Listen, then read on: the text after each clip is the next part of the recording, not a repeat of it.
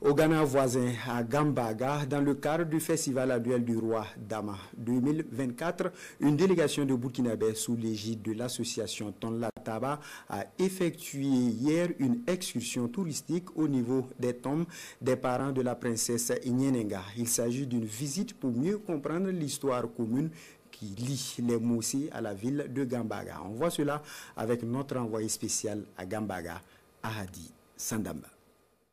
Des chefs coutumiers burkinabés sur les traces de la princesse Yenenga. Nous sommes en plein cœur de Gambaga, en territoire ghanéen. Tous de coiffés, chacun vient s'incliner sur la tombe du père de la princesse Yenenga, mère de Ouedraogo, l'ancêtre des Moussé. Juste à côté du père, un des frères de la princesse Yenenga.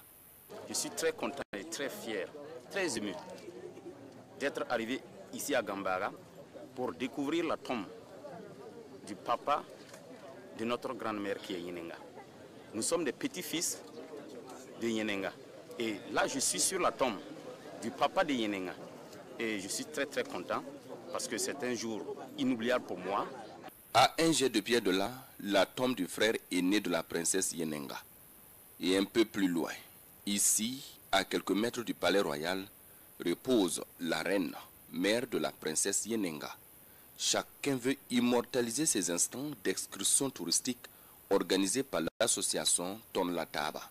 Venir sur la tombe de tes ancêtres pour demander des bénédictions, il n'y a rien de tel, c'est même normal, c'est même conseillé. Donc c'est ce que nous avons fait aujourd'hui, c'est purement réaliste, c'est purement original et c'est purement nous.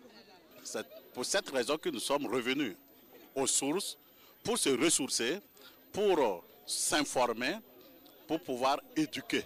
Plus qu'une excursion touristique, cette visite sonne alors comme un besoin de se ressourcer pour tous ici présents. C'est une bonne initiative de revenir à la source pour qu'on puisse savoir d'où on vient.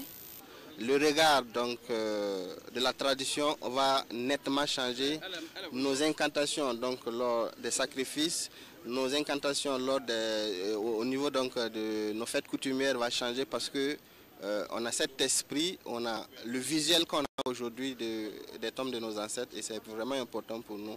Et c'est encore plus important pour son Kolgonaba Yemde de Sapodé.